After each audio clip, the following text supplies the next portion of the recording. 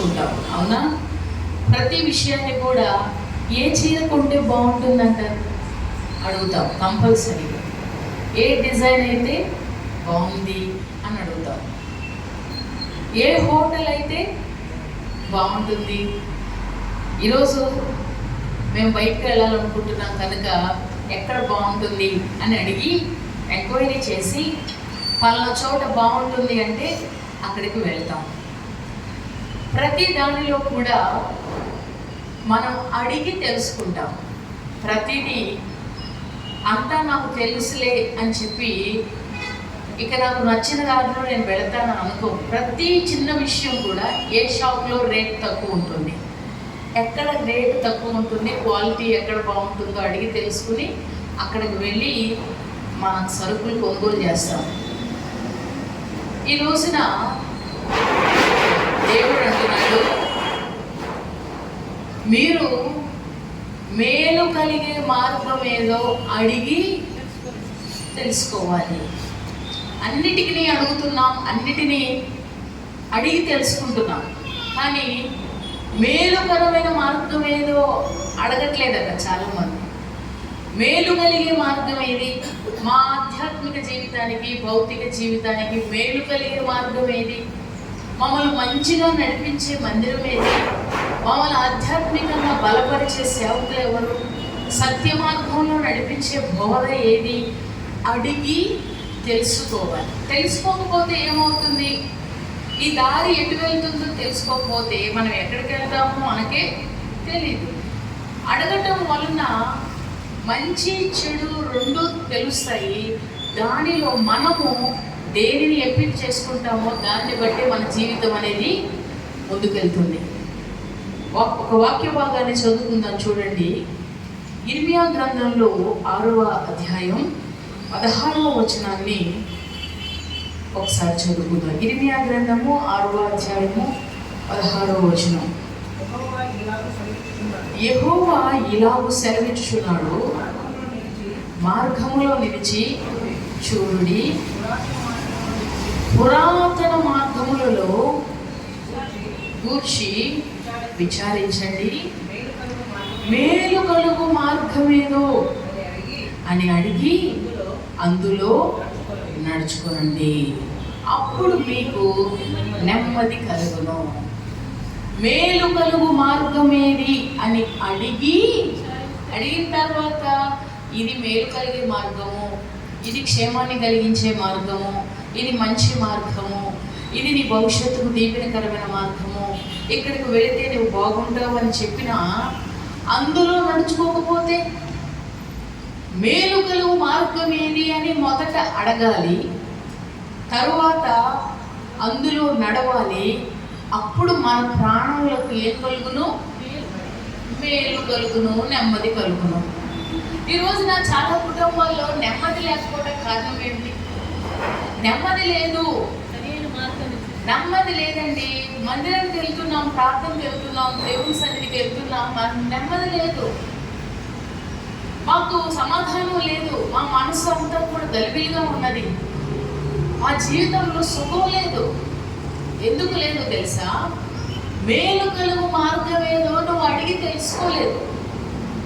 నీ జీవితానికి ఏది మేలు చేస్తుందో ఎవరిని అడగాలి? మనం ఏదైనా అడగాలంటే ఎవరిని అడగాలి చెప్పండి? ఎవరిని అడగాలి? బిజినెస్ గురించి తెలుసుకోవాలనుకోండి, నన్ను వచ్చి అడిగితే నాకు తెలుస్తుందా?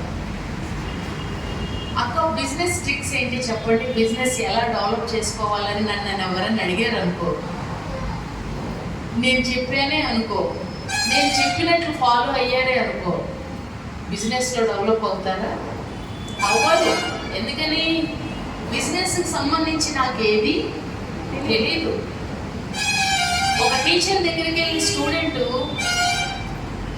తనకు సంబంధించినటువంటి సబ్జెక్ట్ విషయంలో ఆ టీచర్ని అడిగితే ఆ టీచరు ప్రతి సమస్యను పరిష్కరిస్తుంది.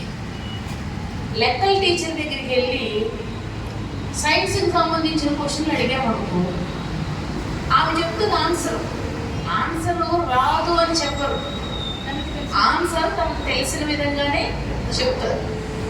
వీడు ఏం చేస్తాడంటే టీచర్లే కదా అందరూ కూడా టీచర్సే, అందరూ కూడా టీచర్సే కనుక ఏ టీచర్ అయితేనేంటి, అందరూ చెప్పేది సబ్జెక్టే. అందరూ చెప్పేది సబ్జెక్టే కనుక, అందరూ చెప్పేది ఒకటే కనుక ఏదైనా ఒకటే అనుకుని ఎగ్జామ్లో ఆ క్వశ్చన్కి ఆన్సర్ అలాగే రాశాడు అనుకో, పూర్తిగా ఇంటూ మార్కు కొట్టి 0 మార్కులు వేయటం ఖాయం. ఇప్పుడు నేను అనేది ఏంటంటే, అడగాలి. ఎవరిని అడగాలి? దేని గురించి ఎవరిని అడగాలి తెలుసుకోవాలి. ఎవరిని అడిగితే, ఎవరి దగ్గర సమాచారం సేకరిస్తే, ఎవరి దగ్గర మనం అడిగితే కరెక్ట్ సమాధానం వస్తుంది మనం తెలుసుకోవాలి. ఒక ఆర్ఎంపీ డాక్టర్ దగ్గరికి వెళ్ళి నాకు గుండె బాగా ఇదిగా ఉందని, గుండెకి సంబంధించినటువంటి ఆ టెన్షన్ భయాందోళనలు ఆర్ఎంపీ డాక్టర్ దగ్గరికి వెళ్ళామనుకోండి, ఆయన ఏం చేస్తాడు, ఇక ఇంకో 10 నిమిషాలు, ఇంకో గంట, 2-3 గంటలు, 2 రోజులు బ్రతుకుతా ఉన్న వాళ్ళని 2 సెకండ్లో పైకి పంపిస్తాడు. ఎందుకని అతనికి తెలియదు. నువ్వు అడగాల్సిన వాళ్ళ దగ్గరికి అడగకుండా, ఎక్కడ వెళ్ళాల్సిన వాళ్ళ దగ్గరికి వెళ్ళకూడని వాడి దగ్గరికి వెళ్ళాం. ఏ సమయంలో ఎప్పుడు ఎవరి దగ్గరికి వెళ్ళాలి, ఎక్కడ అడగాలో తెలుసుకోవాలి. ఇక్కడ అంటున్నాడు, ప్రియులారా, దేవుడు సెలవిస్తున్నాడు ఏంటంటే, మేలు కలుగు మార్గం ఏంటో అడగండి. ఫస్ట్ అన్నీ అడుగుతాం. ఏ కూర బాగుంటుంది, ఎట్లా బాగుంటుంది, ఏ డిజైన్ బాగుంటుంది, ఏ ఊరు బాగుంటుంది, ఏ సిటీ బాగుంటుంది, ఏ ప్లేస్ బాగుంటుంది, అన్నీ అడుగుతాం. మరి మేలు కలిగే మార్గం ఏంటి, క్షేమకరమైన మార్గం ఏంటి, మా ఆధ్యాత్మిక స్థితికి ఉపయోగకరమైన మార్గం ఏది అడగాలి. ఎవరిని అడగాలి? ఎవరిని అడగాలి? గుడి మానేసే వాళ్ళని అడగాల? ఎవరిని అడగాలి? బలహీనంగా ఉన్నవారిని అడగాల? ఎవరిని అడగాలి? ఆత్మ సంబంధులైన వారిని, దేవుడితో కూడా నడిచే వారిని అడిగితే వాళ్ళు చెప్తారు మేలు కలిగే మార్గం ఇది అని. వారు చెప్పినప్పుడు నీవు అందులో నడవాలి. అప్పుడు నీ ప్రాణానికి నెమ్మది కలుగుతుంది, అప్పుడు నీ ప్రాణానికి సుఖం కలుగుతుంది. మనం నడవాలి, అందులో నడుచుకోనండి. దేనిలో నడుచుకోవాలి? మేలు కలిగే మార్గము. మేలు కలిగే మార్గాలు ఏమిటి, మేలు కలగజేయని మార్గాలు ఏమిటి, క్లుప్తంగా చెప్పి నా వాక్యాన్ని ముగిస్తాను. మేలు కలుగు మార్గం ఏమిటి? మీకు మేలు కలుగునట్లుగా, మీకు దీవెన కలుగునట్లుగా, మీకు ఆశీర్వాదం కలుగునట్లుగా, మీకు నెమ్మది కలుగునట్లుగా ఇందులో నడుచుకోండి. మీకు వ్యాపారం లాభం వచ్చేటట్లుగా ఈ రూట్లో మీరు ఫాలో అయితే కంపల్సరీగా మీరు లాభాన్ని పొందుతారు అన్నప్పుడు ఆ రూట్లో మనం వెళ్తే తప్పనిసరిగా మన బిజినెస్ డెవలప్ అవుతుంది. పలానా కంపెనీలో మీరు జాయిన్ అయితే మీ శాలరీ చాలా బాగుంటుంది, అక్కడ మీరు నడుచుకుంటే బాగుంటుంది అంటే అక్కడికి వెళితే మనకు బాగుంటుంది. నడుచుకోవాలి. ఎలా నడవాలి? ఏ మార్గంలో నడవాలి? నడవకూడని మార్గాలు చాలా ఉన్నాయి, నడిచే మార్గాలు చాలా ఉన్నాయి. కానీ మనుషుడు తెలియకుండానే నడవకూడని వాటిలో నడుస్తూ, నడిచేటువంటి మార్గాల్లో నడవకుండా తన జీవితానికి సుఖం లేకుండా చేసుకుంటున్నాడు. ఈ రోజున ప్రభు అంటున్నాడు, నీ ప్రాణానికి నెమ్మది కలగాలంటే నీవు మేలు కలిగే మార్గాల్లో నడుచుకోవాలి, నీకు దీవెన కలిగే మార్గాల్లో నడుచుకోవాలి. దీవెన, మేలు, నెమ్మది ఎప్పుడు వస్తుంది, ఎలా వస్తుంది? గలతీయులకు రాసిన పత్రిక 5వ అధ్యాయం 16వ వచనం చదువుతాం. గలతీయులకు రాసిన పత్రిక 5వ అధ్యాయం 16వ వచనం. నేను చెప్పున్నదేమనగా ఆత్మానుసారముగా నడుచుకొనండి. చాలు, ఆత్మానుసారంగా నడుచుకోనండి. మీకు మేలు కలగాలంటే, నీ ప్రాణానికి నెమ్మది కలగాలంటే, నీ ప్రాణానికి దీవెన కలగాలంటే ఎలా నడుచుకోనండి? ఆత్మానుసారంగా నడుచుకోండి. అప్పుడు నీకు నెమ్మది కలుగుతుంది, అప్పుడు నీకు కృప కలుగుతుంది, క్షేమం కలుగుతుంది, భద్రత కలుగుతుంది, సంతోషంగా ఉంటావు, ఆనందంగా ఉంటావు.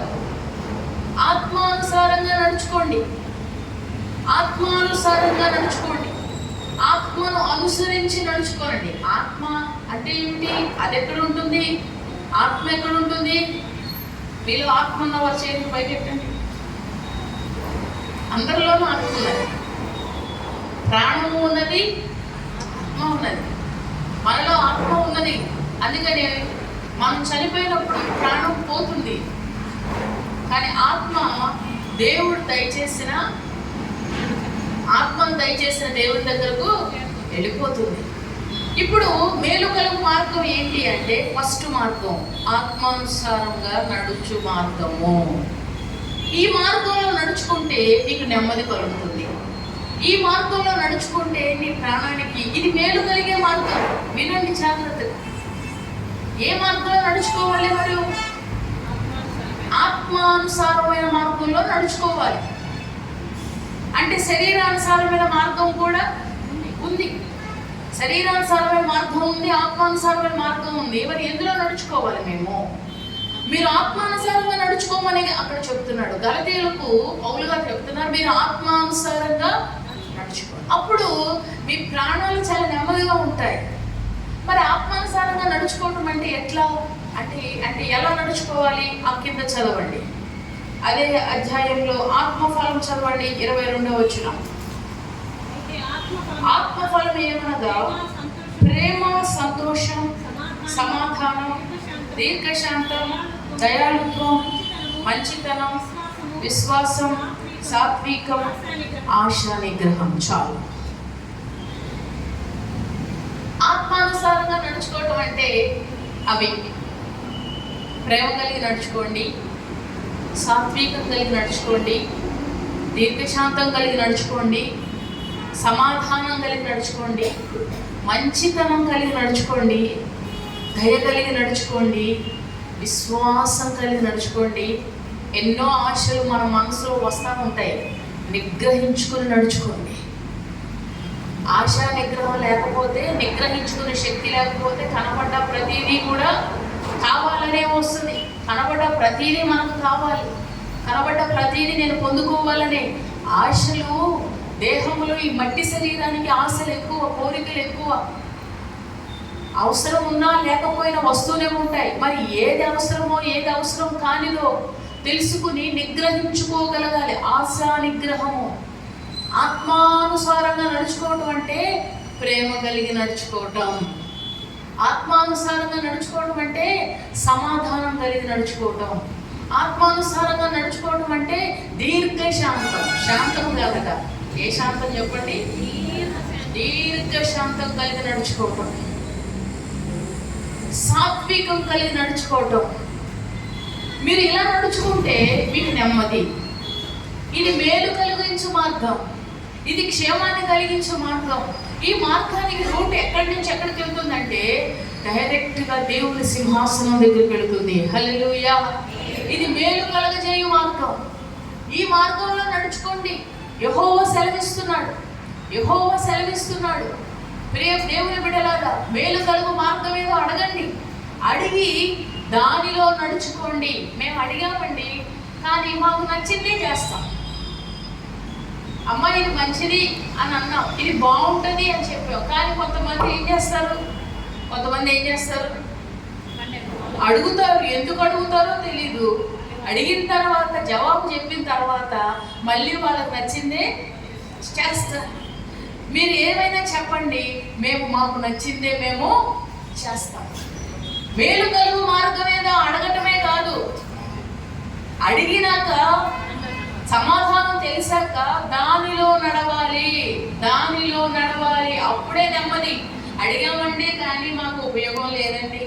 నువ్వు అడిగావు కానీ దాని ప్రకారం నడవలేదుగా. నువ్వు చదివావు కానీ పరీక్ష రాయలేదుగా. నువ్వు వెళ్ళావు కానీ బుక్కు తీయలేదుగా. నువ్వు మార్గంలో నడవాలి కదా. నడవకుండా దేవుడు నెమ్మది కలగాలి, క్షేమం కలగాలంటే వాక్యాన్ని వింటున్నావు, దాని ప్రకారం నడవాలి కదా. నడవకుండా మన జీవితాల్లో ఎలా క్షేమం కలుగుతుంది, ఎలా భద్రత కలుగుతుంది? ఆత్మానుసారంగా నడుచుకోండి దేవుని బిడ్డలారా. శరీర సంబంధులుగా నడుచుకోమాకండి. మనకు క్షేమము, మనకు సమాధానం లేకపోవడం కారణం శరీరం పనిచేయటమే. మన శరీరాన్ని ఎప్పుడైతే అణిచివేయాలనుకుంటామో ఆత్మకు ప్రాధాన్యత ఇవ్వాలి. దేనికి ప్రాధాన్యత ఇవ్వాలి? ఫస్ట్ దేవునికి ప్రాధాన్యత ఇస్తే ఆటోమేటిక్గా శరీరం అణగదొక్కబడుతుంది. శరీరపు కోరికలు, శరీరపు ఆలోచనలు అణిచివేయబడతాయి. శరీరము ద్వేషించమని చెప్తుంది. ఆ పై వచనాల తర్వాత చదువుకోరండి. శరీరము భేదం చూపించమని చెప్తుంది. శరీరము చెప్తుంది సోమరిగా ఉండమని చెప్తుంది. శరీరం అంటుంది వద్దులే కూర్చోమంటుంది. శరీరం చెప్పేటువంటిది మాట అల్లరి చేయమని చెప్తుంది, జగడాలు రేపమని చెప్తుంది. శరీరం చెప్పినట్లుగా నడుచుకుంటే మనం ఆత్మానుసారంగా నడుచుకోలేము. ఏదైనా ఒకరికే లోబడాలి. ఏ వ్యక్తి కూడా ఇద్దరు యజమానులకు దాసులుగా ఉండలేరు. అయితే సిరిని లేదా దేవుణ్ణి ప్రేమించాలి. సిరిని దేవుణ్ణి ఎవరు ప్రేమించలేరు. ఎవరినైనా ఒకరినే సేవించాలి. అయితే ఆత్మానుసారం లేకపోతే శరీరానుసారం. అటు ఇటు ఉన్నాం అనుకోండి, కొన్నిసార్లు అటు ఇటు ఉంటారు, అవునా? ఆదివారం రోజు ఆత్మానుసారంగా ఉంటారు, సోమవారం టు శనివారం. ఆదివారం మందిరంలో రాగానే చప్పట్లు మామూలుగా ఉండవు, ఆరాధన మామూలుగా ఉండదు, భజన మామూలుగా ఉండదు. ఇంటికి వెళ్ళిన తర్వాత అదొక భజన. ఆ రోజు నుంచి మళ్ళా శనివారం సాయంత్రం వరకు మళ్ళీ ఆదివారం రాగానే ఎక్కడ లేని భయం, ఎక్కడ లేని వినయం, ఎక్కడ లేని విధేయత వచ్చేస్తుంది, ఎక్కడ లేని భక్తి ఆ రోజే పుట్టుకొచ్చేస్తుంది. సరిగ్గా 12 గంటలకు ముగించబడుతుంది, మళ్ళా 2 గంటలకు ఆరంభం అవుతుంది. ఏమిటి? శరీర సంబంధం, ఆత్మ రెండు పని చేస్తూ ఉంటాయి. మరి 2 పడవల మీద కాళ్ళు వేస్తే మొదలుగా తప్పదు కదా. మరి 2 పడవల మీద కాళ్ళు వేసిన వాళ్ళు ఏమవుతారు? అందుకే ఆయన అన్నాడు, నీ నోటిలో నుండి వస్తే జీవం మాటలు. ఒకే బావిలో నుంచి చేది నీరు, మంచి నీరు ఊరుతుందా? చూసారు ఎప్పుడన్నా? ఒక బకెట్ తీస్తుంటే చేదు నీరు వస్తుందండి, సాయంత్రం ఏమో మంచి నీళ్ళు వస్తున్నాయా? ఎప్పుడన్నా జరుగుతుందా? వస్తే చేదు నీరు లేదా మంచి నీరు. మరి ఏదైనా ఒకటే రావాలని ప్రభు చెప్పాడు. మీరు మాట్లాడితే మంచి, లేకపోతే చెడు మాటలు మాట్లాడమన్నా కాదు. మేలు కలుగు మార్గం, మంచి మార్గం మీకు అడిగి తెలుసుకుని అందులో నడుచుకోండి.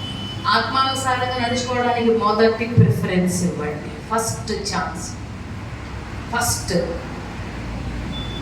అప్పుడే నీ ప్రాణంకి నెమ్మది. ఇక నీకు నెమ్మది కలగడానికి నువ్వు హిమాలయాలకు వెళ్ళి తపస్సు చేసినా, గుళ్ళు గోపురాలు తిరిగినా, నువ్వు ఎక్కడికి వెళ్ళు, ఫోన్లు చూడు, ఎన్ని చెయ్యి, నీ ప్రాణానికి నెమ్మది లేదు.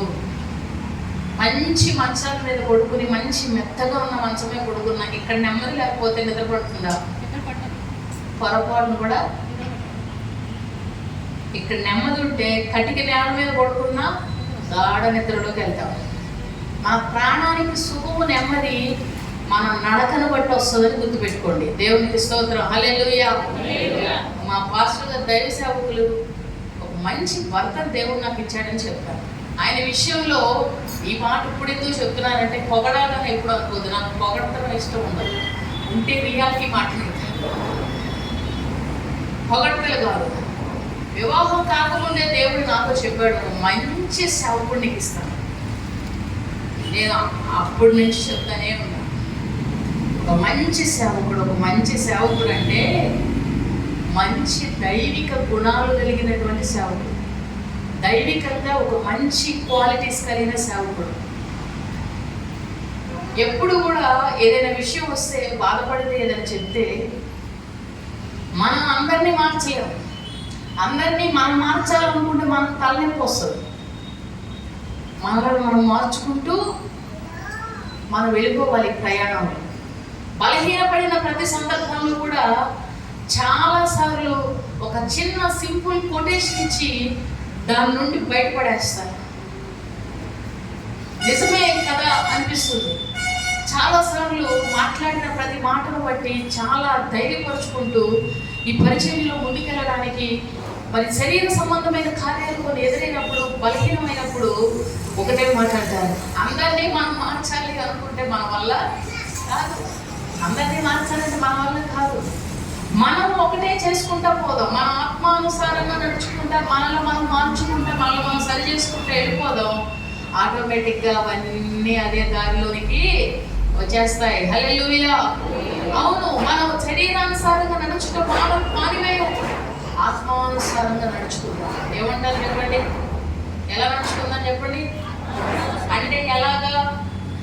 చదువుకోనండి, సంతోషంగా ఉండండి, సంతోషం కలిగి నడుచుకోండి, ప్రేమ కలిగి నడుచుకోండి, సమాధానం కలిగి నడుచుకోండి, దీర్ఘశాంతం కలిగి నడుచుకోండి. శాంతమే లేదు. ఒకరోజు ఒక మునీశ్వరుడు, ఒక ముని సాధువు, ఆయన పేరేంటి?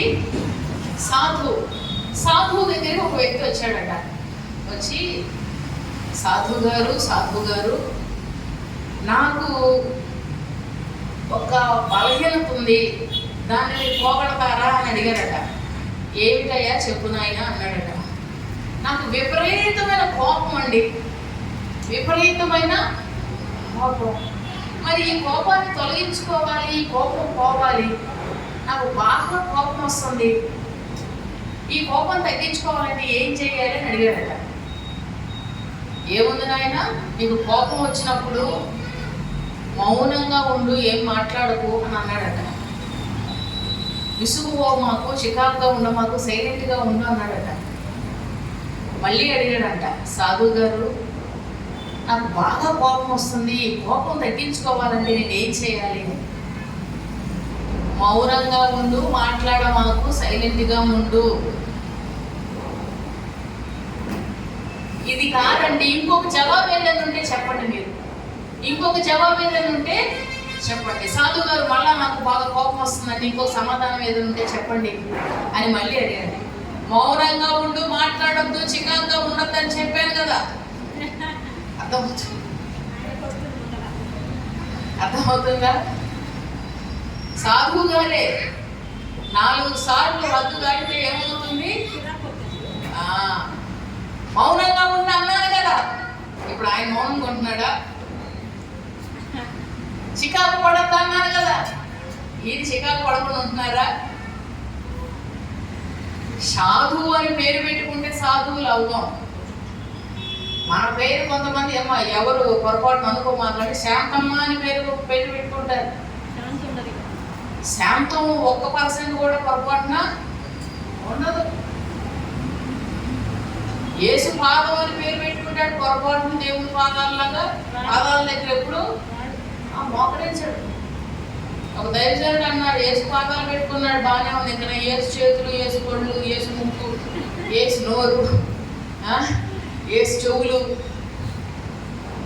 పేర్లు ఏం పెట్టుకోవాలో అర్థం కాదు. యేసు పాదాలు అర్థమవుతుందా? అంటే పేరు తగినట్టుగా జీవితము ఉండదు. దీర్ఘశాంతము అని అంటే అసలు శాంతమే లేదు, ఇంకా దీర్ఘం ఎక్కడది? 3వసారిగా నీకు కోపం పాము వచ్చినట్టుగా వచ్చేస్తుందా నీకు? ఇంకెక్కడ ఓపిక? వెయిట్ చేయాలంటే కోపం వచ్చేస్తుంది. దేవుడు అంటాడు, ఆత్మానుసారంగా నడుచుకో, అందులో ఉన్న ఫలము దీర్ఘశాంతం. ఇది నడుచుకో, నీ ప్రాణం సుఖంగా ఉంటుంది. దీర్ఘశాంతం కలిగి నడుచుకో, సాత్వికం కలిగి నడుచుకో, ప్రేమ కలిగి నడుచుకో. దానికి ఆపోజిట్గా ఉన్నాయని వదిలేసే, అప్పుడు నీ ప్రాణానికి సుఖం. ఇది మేలు కలిగే మార్గం. హల్లెలూయా. తర్వాత 1 రాజుల గ్రంథం 15వ అధ్యాయము 4వ వచనం చదవండి. అక్కడ ఒక భక్తుడు తన జీవితంలో ఎలా నడుచుకున్నాడో చూద్దాం. 1 రాజుల గ్రంథము 15వ అధ్యాయము 4వ వచనం. దావీదు ఊరియా సంగతి యందు తన జీవిత దినములన్నీ యెహోవా దృష్టికి యథార్థముగా నడుచుకొనుచు యెహోవా అతనికి ఇచ్చిన ఆజ్ఞలలో దేని విషయంలో కూడా తప్పిపోలేదు. దావీదు యెహోవా దృష్టికి యథార్థంగా నడిచాడు. యథార్థంగా నడవాలి, ఆత్మానుసారంగా నడవాలి, యథార్థంగా నడవాలి. ఒక్క విషయంలో తప్పితే అన్ని విషయాల్లో యథార్థంగా నడిచాడంట. వింటున్నారమ్మా? మనం ఒక్క విషయంలో తప్పితే అన్ని విషయాల్లోనూ దానికి ఆపోజిట్. ఒక్క విషయంలో తప్పితే అన్ని విషయంలో యథార్థంగా నడుచుకున్నాడు దావీదు. దేవుడే స్పష్టంగా చెప్తున్నాడు, ఒక్క విషయంలో తప్పు చేశాడు కానీ మిగతా అన్ని విషయాల్లో నా దృష్టిలో యథార్థంగా ఉన్నాడు అతను. యథార్థత అనే దాని గురించి మీకు తెలుసు కదా. యథార్థవంతులు దీవించబడతారు, యథార్థవంతులు ఆశీర్వదించబడతారు, యథార్థవంతులు గొప్ప చేయబడతారు, యథార్థవంతుల ఇంట దీవెనయు కలిమియు సంపదయు ఉంటుంది. యథార్థవంతులు ఆయనకి ఇష్టలు, యథార్థవంతుల ప్రార్థన ఆయనకు ఆనందకరం. యథార్థవంతుల గురించి చాలా మాటలు రాయబడ్డాయి. ఈ రోజున ఒక భక్తుని గురించి ప్రభు అంటున్నాడు, ఒక్క విషయంలో తప్పితే ఈ నా బిడ్డ అన్ని విషయాల్లో యథార్థంగా ఉన్నాడు. ఈరోజు నీ గురించి ఆ సాక్ష్యం చెప్పగలరా దేవుడు? నిన్ను చూస్తే దేవుడు ఈ బిడ్డ యథార్థవంతురాలు, యథార్థత కలిగిన బిడ్డ అని చెప్పగలడా? ఒకవేళ మనం ఏ విషయంలోనైనా యథార్థతను కోల్పోతే తిరిగి మరలా యథార్థతను సంపాదించుకుందాం గాక. హల్లెలూయా. ఇది మేలు కలిగే మార్గం. ఎప్పుడైతే తప్పు చేస్తామో, ఎప్పుడైతే యథార్థతను కోల్పోతామో చూడండి, ఆటోమేటిక్గా మన హృదయంలో భయం వస్తుంది. మనలో భయం వస్తుంది, లోపల భయం ఉంటుంది. ఒక తప్పు చేసినప్పుడు, యథార్థంగా లేనప్పుడు ఎప్పుడైనా దొరికిపోతామేమో అన్న భయం లోపల ఉంటుంది. కానీ పైకి చూపించగానే లోపల భయం ఉంటుంది. అది దాన్ని కప్పిపుచ్చడానికి మరొకటి చేస్తాం, మరొకటి చేస్తాం. ప్రభు అంటాడు, యథార్థంగా ఉండండి, నష్టమేమి రాదు. యథార్థంగా ఉండండి, నీ ప్రార్థన ఆయన అంగీకరిస్తాడు. యథార్థంగా ఉండి ప్రార్థన చేయి. ఈరోజు నేను ప్రార్థన చేస్తున్నానండి, నా ప్రార్థన దేవుడు వింటలేదంటే నీలో యథార్థత లేదు. అందరూ ప్రార్థన చేస్తే దేవుడు ఎలా వింటాడు? అందుకని ప్రభు అంటాడు, కొంతమంది ప్రార్థన, ఏలియా ఒక్కసారి ఆయన ప్రార్థన చేశాడంట. ఒక్క మాట అన్నాడు, ఆకాశంలోంచి వర్షం ఆగిపోయింది. మళ్ళా ఒక మాట అన్నాడు, వర్షం కురిసింది. అంటే ఒక్క మాటకి అంత ప్రాబ్లం ఏంటండి? మేము రోజు 100 మాటలు మాట్లాడుతున్నాం కానీ ఒక్కడు కూడా జరగట్లేదు. కారణం ఏంటంటే నీలో ఏమీ లేదు. ఏలియా నీతిమంతుడు అని రాయబడి ఉంటుంది అక్కడ, అవునా? నీతిమంతుని ప్రార్థన బలము కలిగినది. నీ ప్రార్థనలో బలం లేదంటే యథార్థత లేదు, అనీతి ఉన్నది, యథార్థత లేదు. యథార్థవంతులు దేవుడు అంగీకరిస్తాడు, వారి ప్రార్థన దేవుడు అంగీకరిస్తాడు. ఈ రోజు నువ్వు ప్రార్థన చేస్తున్నావు, ఏ మనసుతో ప్రార్థన చేస్తున్నావు? యథార్థమైన మనసుతో ప్రార్థన చేస్తున్నావా? పైకి ఒకటి పెట్టుకుని, లోపల ఒకటి పెట్టుకుని, పైకి ఒకటి మాట్లాడుతున్నావా? నీ ప్రార్థన దేవునికి హేయం, నీ ప్రార్థనకు జవాబు రాదు. మేలు కలిగే మార్గం ఏమిటి తెలుసా? దేవుని దృష్టికి యథార్థంగా నడుచుకోండి. మనుషుల దృష్టికి యథార్థంగా నడుచుకోవడం పెద్ద సమస్య కాదు. మనుషుల దృష్టిలో అందరూ గొప్పవాళ్ళమే, కానీ దేవుని దృష్టిలో యథార్థంగా నడుచుకోవాలి. మనం ఏం చేస్తున్నామని మనకు తెలుసు, మనం ఏం మాట్లాడుతున్నామో మనకు తెలుసు. ఎవరికి తెలియకపోవచ్చు, కానీ దేవుడు చూస్తున్నాడు. దేవుడు సమస్తం గమనిస్తూ ఉన్నాడు. యథార్థంగా నడుచుకునేవారు నెమ్మదిగా ఉంటారు. హల్లెలూయా. క్షేమంగా ఉంటారు, ఆరోగ్యంగా ఉంటారు, కృప కలిగి ఉంటారు, భద్రత కలిగి ఉంటారు, దేవుని కాపుదలలో ఉంటారు, ఆయన రెక్కల నీడలో భద్రపరచబడి ఉంటారు. యథార్థంగా నడుచుకోవాలి. తర్వాత చూడండి, ఎఫెసీయులకు రాసిన పత్రిక 5వ అధ్యాయం 15వ వచనం. ఎఫెసీయులకు రాసిన పత్రిక 5వ అధ్యాయం 15వ వచనం.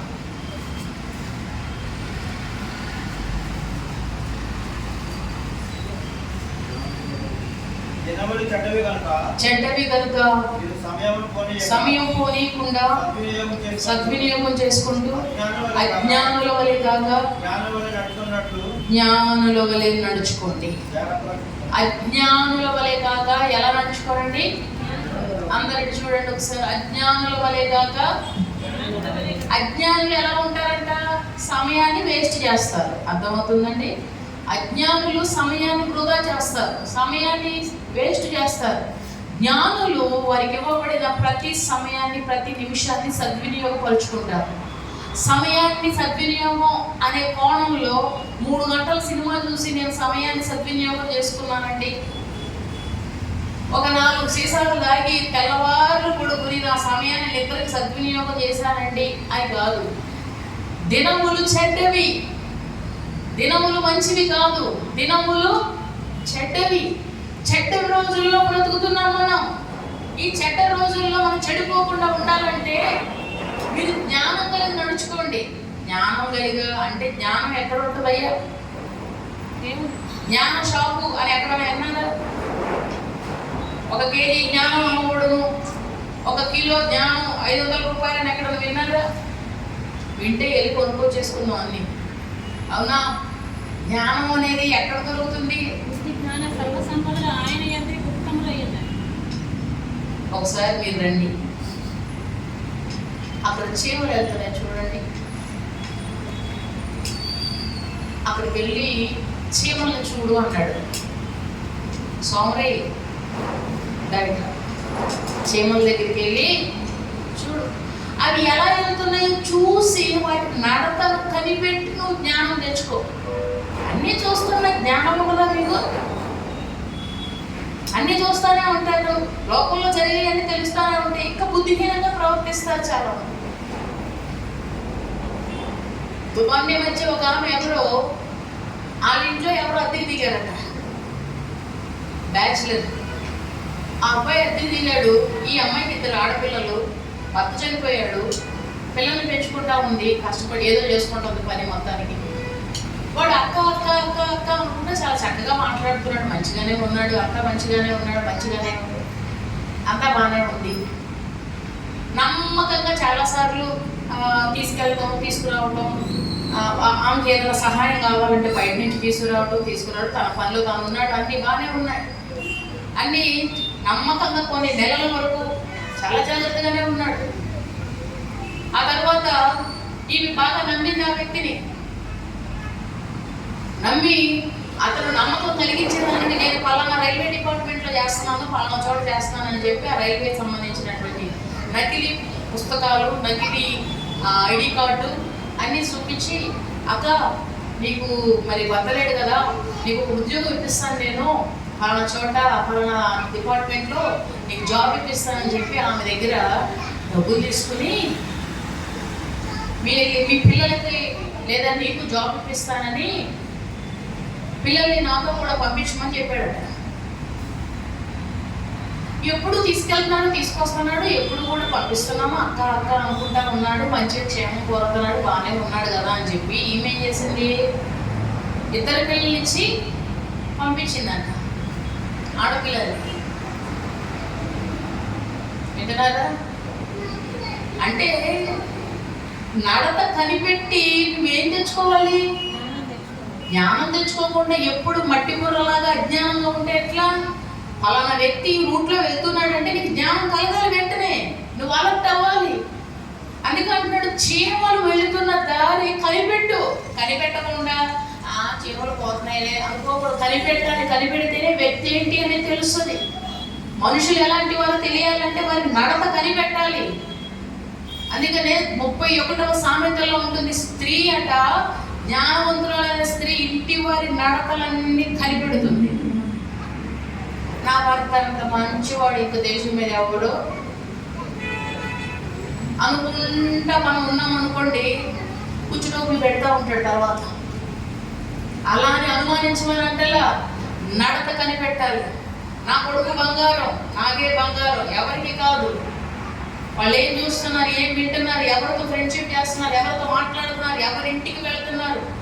ఆర్డర్ ఇస్తే సమాధానం రాదు, జ్ఞానంగా అడగాలి. హల్లెలూయా. ఎక్కడికి వెళ్ళారో చెప్పు అంటే మమ్మీ పాలన చోటుకి వెళ్ళారని చెప్తాడు. జ్ఞానంగా అడగాలి. అందుకే జ్ఞానం కలిగి నడుచుకోవాలి. అందుకే రేపు పొద్దున ఉంది ప్రార్థన, అందరూ రండి బస్సు ఎక్కి, దేవునికి స్తోత్రం. హల్లెలూయా. ఎంతమంది వస్తున్నారు? మీ చేతులు ఎత్తట్లేదండి.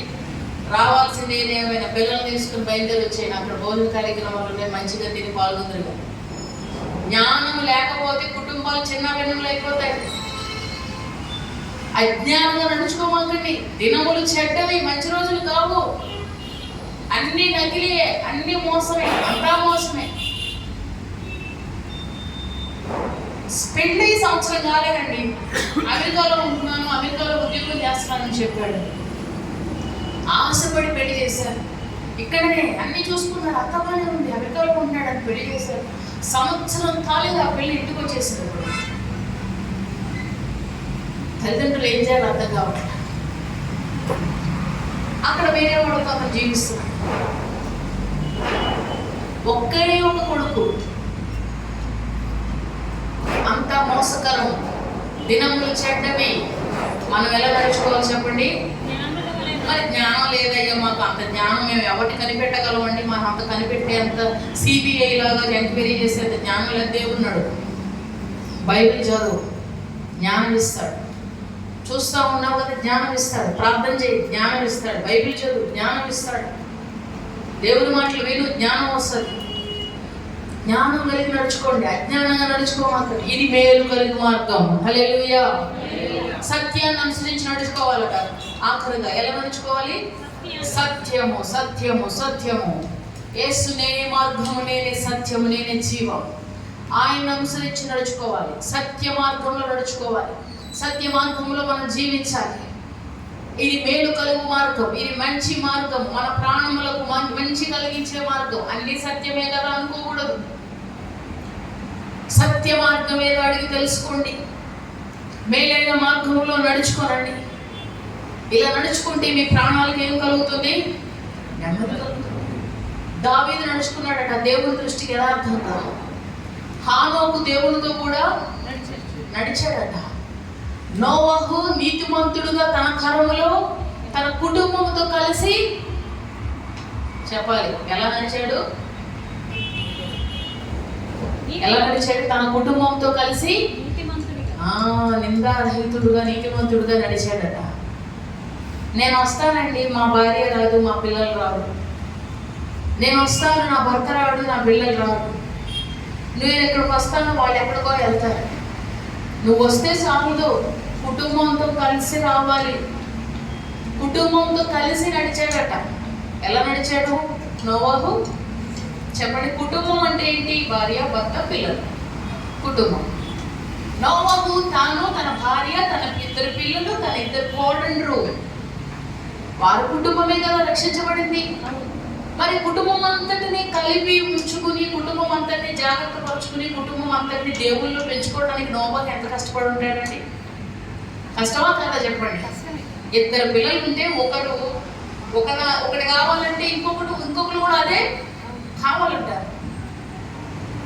ఒకరు ఒక రకమైన మనస్సు, ఇంకొక రకమైన మనస్సు ఉంటారు. మరి అందరినీ కూడా మేనేజ్ చేసి దేవుని సన్నిధిలో వాడిని నడిపించి, ఈయన నడిపించుకుంటూ వెళ్తాం అంటే ఎంత ప్రయాసపడ్డాడు నోవహు. ఈరోజు ఒక్క పిల్లలున్నా, ఇద్దరున్నా సరే వీరిని మనం నడిపించలేకపోతున్నాం. కుటుంబంగా నా మాట వినండి అంటున్నాం. దేవుడు అంటున్నాడు కుటుంబంతో కూడా నడవాలి మీరు. హల్లెలూయా. నిజంగా నీ కుటుంబాన్ని ప్రేమించేదానివైతే, నిజంగా నీ భర్త అంటే ప్రేమ ఉంటే, నీ భార్య అంటే ప్రేమ ఉంటే, నీ బిడ్డలు ఉంటే ప్రేమ ఉంటే, వాళ్ళని దేవుని సన్నిధిలో నడిపించుకో. వాళ్ళు క్షేమంగా ఉంటారు, భద్రంగా ఉంటారు. నువ్వు ఉన్నావు, నువ్వు సేఫ్గా ఉంటావు. మరి వాళ్ళకి ఏదైనా అయితే అప్పుడు ఏమవుతాం? కుటుంబంగా దేవునితో నడవాలి, వ్యక్తిగతంగా కూడా దేవునితో నడవాలి. హల్లెలూయా. హానోకు దేవునితో నడిచాడు, నోవహు దేవునితో నడిచాడు, దావీదు యథార్థంగా నడిచాడు, దానియేలు దేవునితో నడిచాడు. నడిచిన వారందరూ కూడా దేవుని దృష్టిలో మంచి మార్గాల్లో, మేలైన మార్గంలో ఏంటో అడిగి తెలుసుకుని అందులో నడుచుకున్నారు. వారి ప్రాణాలు సుఖంగా నిద్రించాయి. హల్లెలూయా. ఎలా నడవకూడదు తెలుసా? దుష్టుల ఆలోచన చొప్పున నడవకూడదు. ఎట్లా నడవకూడదు? మేము దుష్టులము అని పోటీ పెట్టుకుంటారు ఎవరన్నా? నేను దుష్టురాలను అని పేరు పెట్టుకుంటారా? మరి దుష్టులని ఎలా తెలుస్తుంది? దుష్టుల ఆలోచన చొప్పున నడవకూడదు.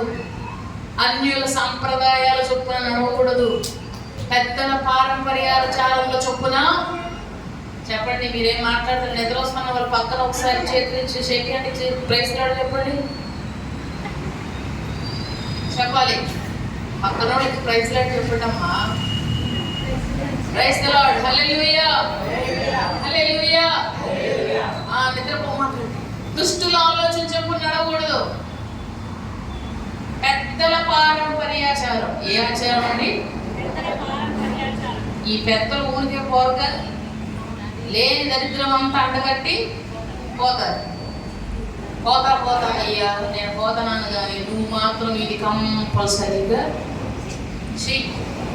నువ్వు సాగు బతుకు ఏదన్నా చెయ్యి, నాకు మాత్రం ఇది నువ్వు చేస్తానే ఉండు. నువ్వేమన్నా అయిపో.